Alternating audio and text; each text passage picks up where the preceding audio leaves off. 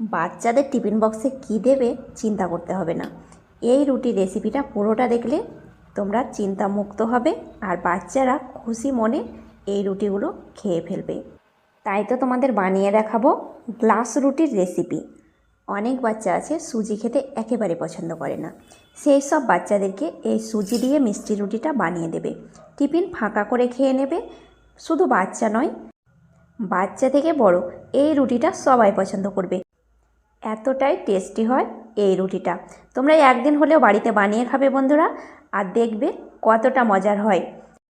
এই মিষ্টি গ্লাস রুটিটা বানাতে আমার লেগেছে আধা বাটি পরিমাণে সুজি আর আধা বাটি পরিমাণে জল দিয়ে আমি আধা ঘন্টা ভিজিয়ে রেখেছি। এবার বন্ধুরা আধা ঘন্টা পরে দেখো অনেকটাই সুজিটা নরম হয়ে গেছে। আর এইভাবে হাতে সময় নিয়ে আধা ঘন্টা ঢাকা দিয়ে রেখে দিতে হবে। এবার দিয়ে দিচ্ছি চিনি। আমি এখানে 4 চামচ পরিমাণে চিনি দিলাম। এবার মিষ্টিটা তোমরা কম বেশি করে নেবে। রুটির মধ্যে একটু মিষ্টি ভাব থাকলে বাচ্চারা বেশি পছন্দ করে, আর বাজারের কেনা রুটিগুলো একটু মিষ্টি হয়। তাই বন্ধুরা আমি এখানে 4 চামচ চিনি দিয়ে ভালোভাবে মেখে নিলাম। এবার একটা মিক্সিং জারের মধ্যে সম্পূর্ণ সুজির ব্যাটারটাকে ঢেলে নিচ্ছি। সুজিটাকে ঢেলে নেওয়ার পরে সুজির বাটিতে একটু জল দিয়ে বাটিটাকে ধুয়ে ঢেলে দিলাম। এবার ঢাকা লাগিয়ে ব্লেন্ড করে নেব। দেখো বন্ধুরা খুব সুন্দরভাবে ব্লেন্ড করে নিয়েছি। এবার ওই বাটির মধ্যেই ঢেলে নিলাম আর একটা স্মুথ পেস্ট তৈরি করে নিতে হবে। দেখতেই পাচ্ছ বন্ধুরা এই রকম মিহি পেস্ট বানিয়ে নিতে হবে। এবার এই পেস্টের মধ্যে দিয়ে দিচ্ছি ছোট প্যাকেটের 1 প্যাকেট পরিমাণে গুঁড়ো দুধ। 2 চামচ পরিমাণে গুঁড়ো দুধ অ্যাড করলে রুটির স্বাদটা বহুগুণ ভালো লাগে। এবার ভালোভাবে দুধটাকে সুজির ব্যাটারের সঙ্গে মিশিয়ে নিচ্ছি। ভালোভাবে মেশানো হয়ে গেছে। এবার আমি ব্যাটারের মধ্যে দিয়ে দিচ্ছি ওই একই বাটি মেপে আধা বাটি পরিমাণে ময়দা। আর বন্ধুরা একই বাটি মেপে আমি সব কিছু উপকরণগুলো দিচ্ছি, তোমরা অবশ্যই একটু ফলো করে দেখবে। এই রুটি বানানোটা খুবই সহজ, তোমরা একবার দেখলে খুব সহজে বানিয়ে নিতে পারবে। যারা প্রথমবার রুটি বানাচ্ছ তারা অবশ্যই একটু ফলো করে দেখলেই তোমরা খুব সুন্দরভাবে বানিয়ে নিতে পারবে। আর ব্যাটারের ঘনত্বটা অবশ্যই তোমরা একটু থকথকে রাখবে। এবার 1 চিমটে পরিমাণ লবণ দিলাম আর আধা চামচ পরিমাণে বেকিং পাউডার আর 1/4 চা চামচ পরিমাণে বেকিং সোডা, যে সোডাটা আমরা রান্নাতে ব্যবহার করি। এবার ভালোভাবে মিশিয়ে নিলাম। এবার ব্যাটারের ঘনত্বটা তোমাদের দেখায়। এই রকম ঘনত্বে ব্যাটারটাকে বানিয়ে নেবে, খুব পাতলাও করবে না আবার খুব ঘনও করে রাখবে না। দেখতেই পাচ্ছ বন্ধুরা এই রকম থকথকে ব্যাটারটা বানিয়ে নেবে। ওপর থেকে যেন পড়ছে কিন্তু একদম সঙ্গে সঙ্গে মিশে যাচ্ছে না। এবার ব্যাটারের মধ্যে দিয়ে দিচ্ছি কিছু ফ্রুটস। আমি এখানে কিছু পরিমাণে চেরি ফল নিয়েছি আর কিছু পরিমাণে মোরব্বা, একটু ময়দা মিশিয়ে দিয়ে দিচ্ছি। আর বন্ধুরা মোরব্বা খেতে বাচ্চারা বেশি পছন্দ করে, তাই তোমরা একটু অ্যাড করতে পারো। এরপরে যে গ্লাসগুলোতে আমি রুটিটা বানাবো সেই গ্লাসের মধ্যে দিয়ে দিচ্ছি সাদা তেল। 2-4 ফোঁটা সাদা তেল দিয়ে ভালোভাবে ব্রাশ করে নিতে হবে। আর বন্ধুরা আমি সাদা তেল দিচ্ছি, তোমরা ঘি দিয়ে ব্রাশ করে নিতে পারো। ঘি দিলে রুটির ফ্লেভারটা খুব ভালো লাগবে।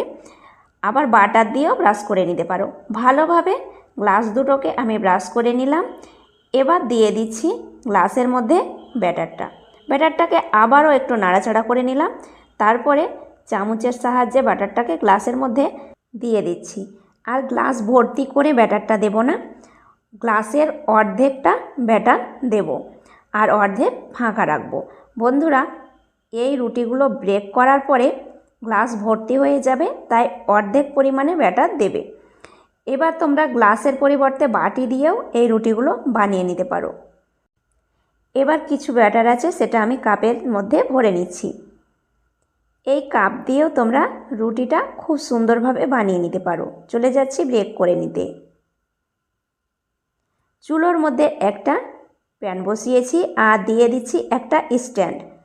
চুলোটাকে অন করে একদম মাঝারিতে রেখে গ্লাসগুলোকে স্ট্যান্ডের মধ্যে বসিয়ে দিচ্ছি। আর এইভাবে স্ট্যান্ডের মধ্যে গ্লাসগুলোকে দিয়ে দেবে।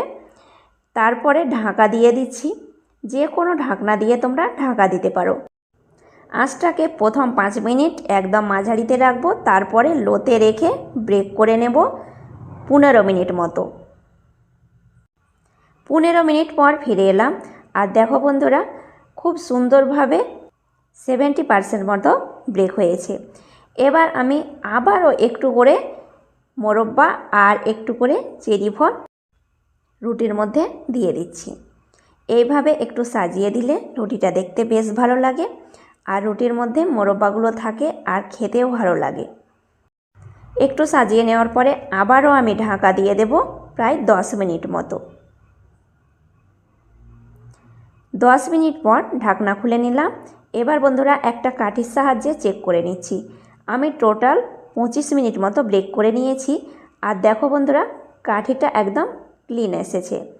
এইভাবে যখন কাঠির মধ্যে একদম ব্যাটারটা লেগে থাকবে না, তখন বুঝে নেবে পুরোপুরিভাবে রুটিটা ব্রেক হয়েছে। এবার আমি প্যানটাকে নামিয়ে ঠান্ডা করে নিয়ে একটা প্লেটের মধ্যে উঠিয়ে নিয়েছি, আর গ্লাসগুলো পুরোপুরিভাবে ঠান্ডা হয়ে যাওয়ার পরে রুটিটাকে বার করবে।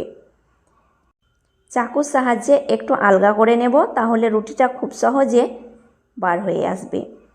এবার প্লেটের মধ্যে একটু ট্যাপ করে নিচ্ছি, আর দেখো বন্ধুরা রুটিটা কতটা সুন্দর হয়েছে, আর কালারটা যেমন সুন্দর হয়েছে রুটিগুলো নরম তুলতুলে হয়েছে। কাপের মধ্যেও এইভাবে রুটি তোমরা খুব সহজে বানিয়ে নিতে পারো নরম তুলতুলে। এইভাবে রুটি বানিয়ে পিস পিস করে কেটে বাচ্চাদের টিফিন বক্সে দিলে বাচ্চারা টিফিন ফাঁকা করে খেয়ে নেবে। হেলদি একটা রুটি রেসিপি কেউ মিস করবে না বন্ধুরা, অবশ্যই একদিন হলে বাড়িতে বানিয়ে খাবে। আর আশা করছি ভিডিওটা তোমাদের সবার ভালো লেগেছে। ভালো লেগে থাকলে অবশ্যই লাইক কমেন্ট করবে, নতুন বন্ধু হয়ে থাকলে চ্যানেলটাকে সাবস্ক্রাইব করবে। আজ তাহলে এই পর্যন্তই, আবার আসছি নতুন রেসিপি নিয়ে। এতটা সময় ধরে ভিডিওটা দেখার জন্য অনেক অনেক ধন্যবাদ।